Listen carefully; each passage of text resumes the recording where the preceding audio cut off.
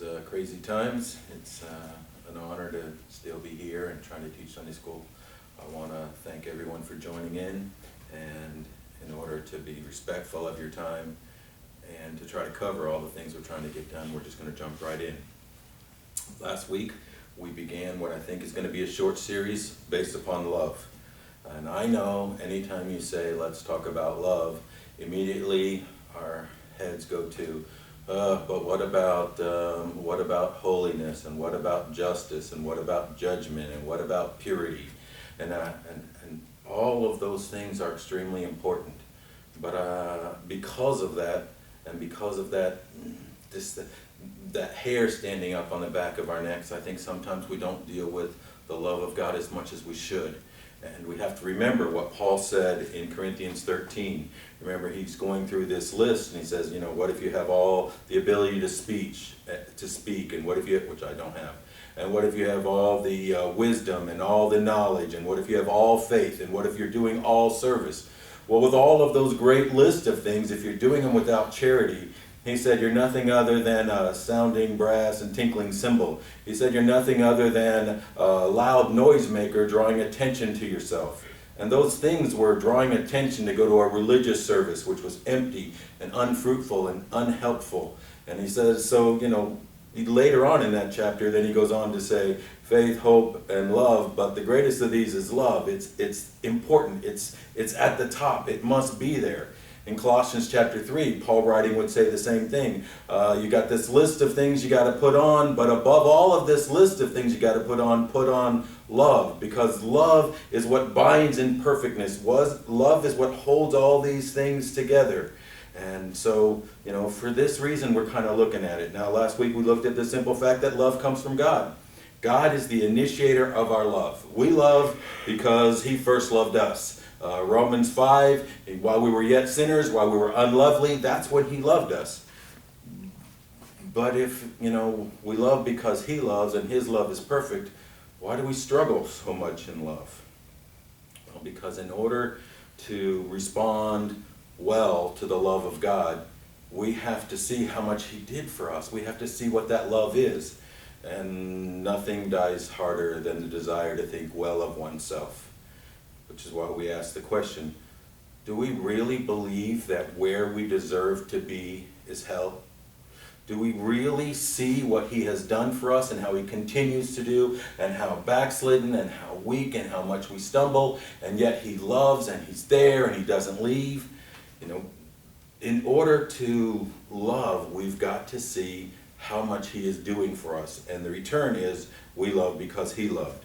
And then we go to 1 John 4, we backed up in the chapter, 1 John 4:8, God is love. If we have God, we have love. If we're full of God, we're full of love. It is impossible to love without God, but if we have God, we will love. So that gets to the question I hear all the time. People will say, Brother Jeremy, I'm reading and I'm studying and I'm praying and I'm serving and I'm at church all the time, but I really just struggle with love. Well, understand what you're doing is you're telling on yourself, because if we're struggling in our ability to love, then we're really struggling with God. Paul helps us in those areas too. He goes on and he talks about 3 different things. Maybe what we're doing is we're holding on to the flesh, because the flesh is full of pride. It's that picture that helps us, look at ourselves well, because the log and the splinter, we see the faults of others. We concentrate on the faults of others, therefore we look better. Or maybe Paul in Corinthians talks about we haven't pulled down the strongholds way of thinking, way of viewing. We tend to view as I deserve and I'm good and I'm entitled. So maybe it's the strongholds in our life and that's holding us back.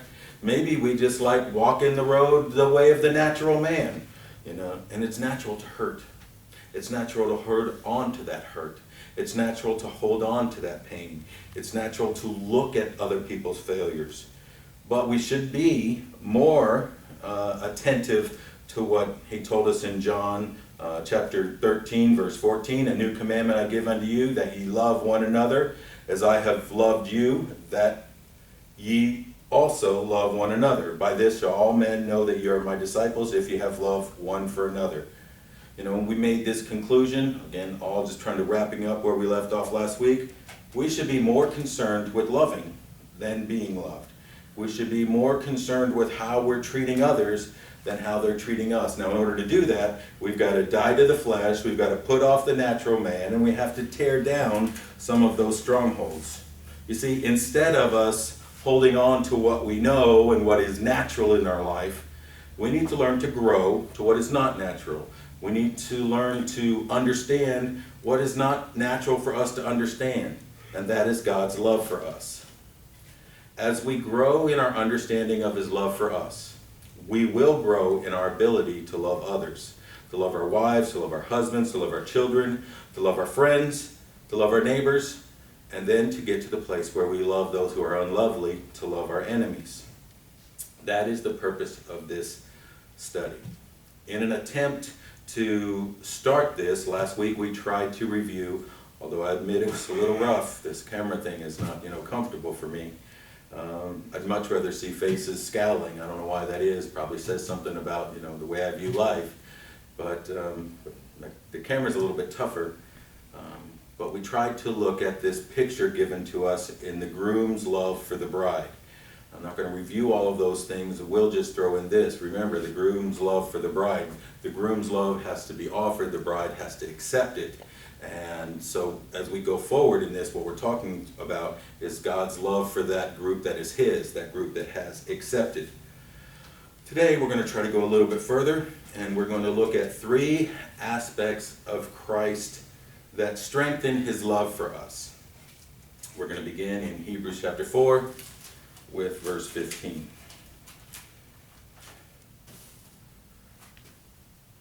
Hebrews 4:15, for we have not an high priest, which cannot be touched with the feeling of our infirmities, but was in all points tempted like as we are, yet without sin. This verse begins with a double negative. Double negatives are meant to get our attention. We have not one who cannot. The positive of that would be we have one who can. We have not an high priest which cannot be touched. Positive, we do have. We have a high priest which can be touched. But that double negative is meant to get our attention. And what it's talking about cannot be touched with the feeling of our infirmities. We have a high priest who can sympathize, who can empathize, who knows what it's like. His love is strengthened by His sympathy for us. What it's talking about is Christ's humanity. This is the Word becoming flesh. This is talking about He came into this world, He lived in this messed up world, and He can truly feel what we have felt. Think of some of the things He experienced. We tend to just concentrate on the miracles, and we concentrate on the deity of God, and we should concentrate on the deity of Christ. Christ and the Trinity, those are important aspects. But this verse is written so that we can concentrate on His humanity. And there are things He experienced in this life, all points like as we are. Just think of the time He came in. He was born during the time of Rome's domination of His country. Rome, hateful. Pax Romana, peace of Rome. Here's what the peace of Rome meant. If you disagree with what we say, we're going to kill you, and now there's no more people who disagree. Equals peace. There was no representation for government. It was dominating. It was under the thumb. It was under the control. It was you don't matter. That's the time He was born. We want to complain about no voice in government? Well, we have a high priest who understands what it's like. He was born into a home that almost positively lost its father at a young age. He knows what it's like to grow up without a positive, strong male presence. Hey, that's a high priest that can talk to our generation right now. He knew what it was like to grow up in poverty. At his death, the only possessions he had was his clothes, and they took those and gambled them away. He understood what it was to go under temptation. And let me tell you, he understood what it was to go under temptation more than any of us. He is the only person ever on earth who had to deal with all of the temptation of Satan. I'll tell you what I mean. So let's illustration say Satan has 10 different tools. 1, 2, 3, 4, 5, 6, 7, 8, 9, 10. 10 different tools he can use to tempt you. And I'm sure it's a lot more. But 10. Well, I may fall to temptation at 1, and you may fall at 2, and your neighbor may fall at 3. But temptation gets us. However, He was in all points tempted, yet without sin. He had to take on every tool of temptation that Satan had. He understands what it is to be tempted. He understands what it is to be exhausted. You know, there are times that my phone rings and I just look at it and I'm like, oh, not another issue, not another problem, not another person. But he had constant pressure, constant questions, always somebody looking, watching, wanting, needing, which is why we see him again in the boat sleeping. Because he was tired. He knew what it was to be exhausted, to be attacked, to be rejected. Is there anything more hurtful in life than being rejected? Oh, Jerusalem, Jerusalem, if you only, how I would have gathered you. He knew what it was to be lied against, to be belittled, to be attacked, to be betrayed, to be cheated on. Remember Judas Iscariot? We have a God who knows what it's like. We have a high priest who knows what it's like to be in great darkness, to be alone. We just went through the resurrection time period. How about, my God, why hast thou forsaken me? Never before have I ever been alone. Are you going through that place of alone? That pain just doesn't make sense? We have a high priest who knows. We have a high priest who's been there. He's felt it. Turn back in Hebrews to chapter 2. Verse I've read many times and until about a year ago never really paid attention to. Hebrews chapter 2, verse 17. Wherefore in all things it behooved him. Usually people read that. I like that word, behooved. Wherefore in all things it behooved him to be made like unto his brethren, that he might be a merciful and faithful high priest in things pertaining to God, to make reconciliation for the sins of his people. It behooved him that he might be merciful. Wait. Christ is God incarnate. He's been merciful since before creation. The Old Testament, the New Testament, they both talk about his mercy before, after, eternity. This verse gives us this picture. He became man that he might be merciful, that he can understand. Hospital visits are hard for anyone. And part of the reason is because you go in there and you can empathize, you can sympathize, you can share the pain of what someone might be going through or the fear that might be there. But you can only go so far unless you've been through it. He says, I have been through it. I will walk with you. I know the way because I've already walked it. I can share, I can feel, I can empathize. I can sympathize with whatever situation you might be going through. And when I was young and studied this, in my ignorance, I would just argue in the back of my head. And I wonder why I used to do that. Probably because while I was arguing with it in the back of my head, I didn't have to apply it and grow up. But I would argue with this picture in the back of my head instead of wrapping my arms around it and saying thank you. And I would say, yep, but without sin. Yet he was without sin. So no shame, no guilt, no regret, nothing like that. But in my ignorance. Because on the cross, all of the shame, and all of the guilt, and all of sin, from all time was placed upon him. The cup of his Father's wrath was poured out on him. He knows shame and guilt more than any person who has ever been born.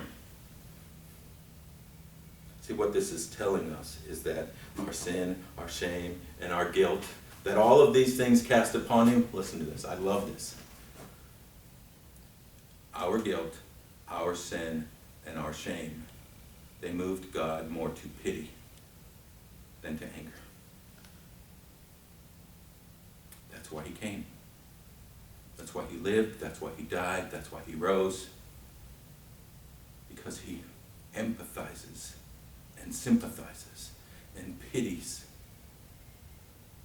And so he restores and he holds and he brings.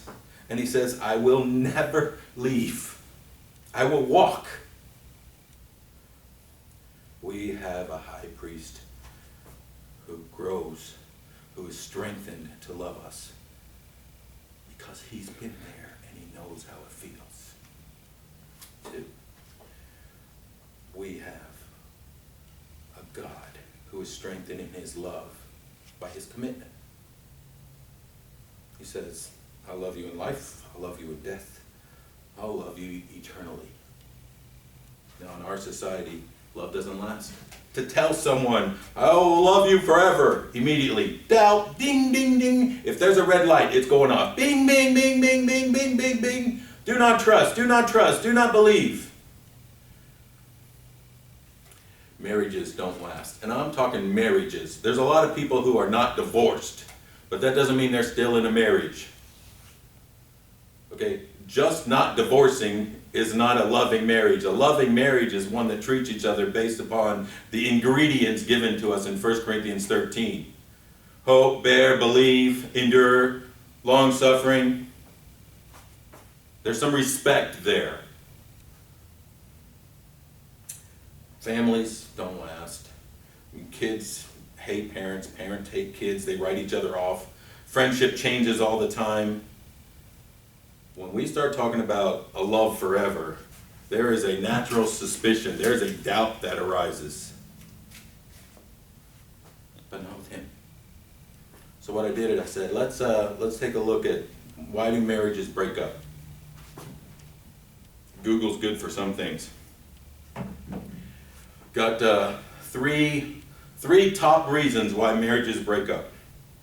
Why don't things last? Let's see how God measures up to these things that we see causes doubt, causes suspicion. Well, first, difficulty. That's why when you come forward to get married, we say, for richer, for poorer, in sickness or in health. Because when you're richer and healthy, things are easy. But when you're poorer and sick, it's not so easy. Oftentimes when things get hard, we want to quit. Lose your job, lose your health, have some family issues, like have a kid get hit by a truck. Let me tell you, life gets hard. How do you make it through those things? Well, perfect illustration of this would be Job. Go through Job's life. Go through chapter 1, you see him, this man above reproach. Go through all the way to chapter 42 and you see all of the challenge and all of the failure. You see his wife give up on him. You see his friends give up on him. But you get to chapter 42 verses 7 and 8. You're going to see 3 different times where God says, my servant Job, my servant Job, my servant Job. Because he never left him. And he never gave up on him. In all the difficulties of Job's life, God still claimed him. He's still my servant Job. Difficulties come into our life, and we may use them to quit. But the difficulties and failures and struggles in life do not make God quit. My servant Job, my people, my church. Now, we're going to deal with this as we go on later down the series, but I do need to say this. When we start talking about things like not quitting in difficulties, this is what usually goes on. If there was somebody sitting in this room, they would be sitting right there and their head goes to, yep, just because I'm struggling, she shouldn't have. Just because that day was tough, he shouldn't have. And we begin to roll into how people should treat us. Well, I'm not talking about how people should treat us in our difficulty. All right, if the difficulty is ours, if I lose my job, I still need to be loving like Christ. We want to throw it out. Yep, they're failing in theirs. We're not talking about others. We're not concentrating. We're not feeding the victim side. Yes, you were wrong. No, I'm talking about even when difficulty gets hard, you need to be loving. Concentrate more on loving than being loved. 2, second reason, marriages kind of struggle. Degrading character, things get worse and worse. Usually that's not degrading character, usually that's deficiencies in character, which we overlooked at marriage, and now they show up later. But I'll give you the top 3 of those, these sound familiar. He doesn't communicate. He's too demanding, and he's no help. You know, like he doesn't clean or put away the dishes or put away his own clothes, leaves his socks on the floor, all of which I probably struggle with. When we come out, it's just, these deficiencies in character are growing up and the complaints are there, and so I just can't do it, and so, and I can't keep living like this. Okay, well, how would it be for us if God's love went up and down based upon, let's say, doesn't communicate? Well, let's say God's love goes up and down based upon our prayer life. We know it doesn't. But what if it did? But we know it doesn't. Because his love is life, death, and eternal. Because his commitment to us is through all things. How about too demanding? How about if it was dependent upon our contentment, our thankfulness, the thankfulness of our heart, contentment in our mind? But we know it doesn't, because his commitment to us. What about no help? Okay, what if his love to us went up and down based upon how successful we were in his great commission? Or maybe in his new commandment that he gives unto us, that we love one another as he has loved us. Take it one step further, reasons why marriage. What if it degrades to the place of betrayal, disloyalty? I'm going to tell you, one of my favorite books in the Bible is Hosea. Whole book that deals with nothing other than God's people being pictured as the harlot bought off of the slave block, who every time you turn around wants to run back to what she knows. And what does she know? Harlot. And she keeps running back to what she knows and where she feels comfortable. But again and again, God said, Hosea, go get her. Hosea, redeem her. Hosea, bring her home. Illustrates for us his picture. Again, I'll give you another verse I've read a lot, never really paid attention to until about a year ago. 2 Timothy chapter 2.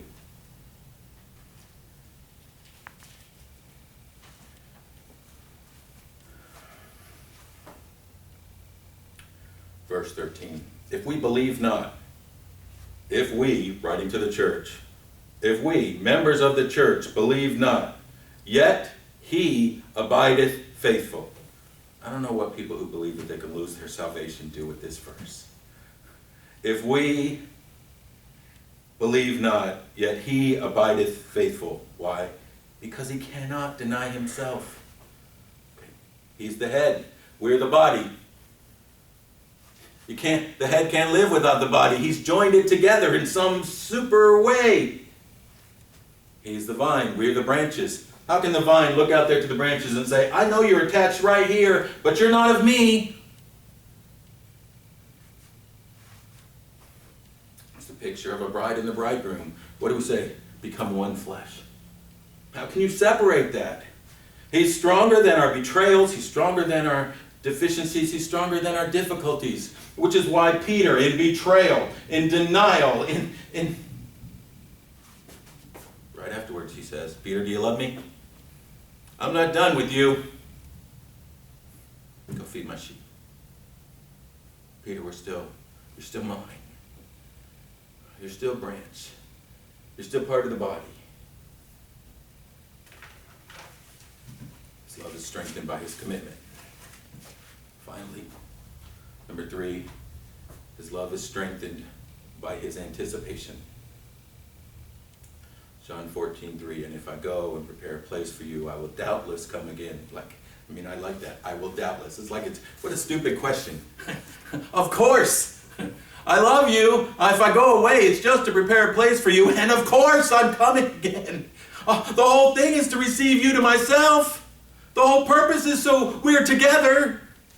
I will doubtless come again and receive you unto myself, that where I am, there ye may be also. Trying to think about this, and maybe these are bad illustrations, but they work for me. So I think about young people dating. When Angie and I were not dating, because we weren't allowed to date, we would talk on the phone. How you doing? Good. How's your day? Good. 3 minutes of silence. What are you doing? Nothing. Another 3 minutes of silence. It didn't matter, it just felt good on the phone. And then finally, after about an hour with 4 full sentences, okay, you gotta go, all right, see you tomorrow. And you hang up the phone. And I began to anticipate seeing her tomorrow at school as quick as I can, and that was the only thing on my mind and the most important thing on my mind. Well, that's kind of progressed because I live in a house where I got 2 boys dating. I now have one of them, he gets to see this very important person in his life every single day. Every day I come home and I get to see those 2.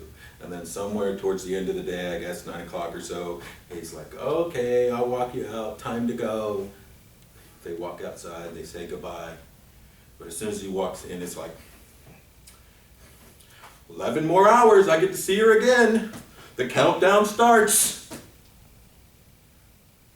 I have another one, it's even worse. He's like, a week and a half from now on Monday, and every day, the call, the reminder, the text, I'll see you on this day, at this time, we'll do these things. There is a joy for which Christ came. He came that we might be with him eternally in glory. And that joy has not happened yet. And he has gone to build that place, and he will not stay away, not one day, not 1 minute longer than is needed, because he is constantly anticipating bringing us together to fulfill that goal. He did not come into the world to put barriers up to keep us out of heaven. The whole purpose is to bring us there, and his anticipation keeps us precious and on his mind. It's that whole 1 Corinthians 13, hope in all things, believe all things. It's glorious hope. So, conclusion. Trying to wrap all this up. A lot of stuff. Could have illustrated it, but luckily we had at least 2 more lessons. Christ loves us with sympathy, with commitment, and with anticipation, hoping in all things. Now the challenge for us. Last time we went to John 13, this time we'll go to John 15. John 15, verse 12. This is my commandment. This is what I'm telling you to do. That ye love one another as I have loved you. Meaning we need to love with sympathy, with commitment, and with anticipation. And as we learn to grow in his love for us, it will enable our ability to love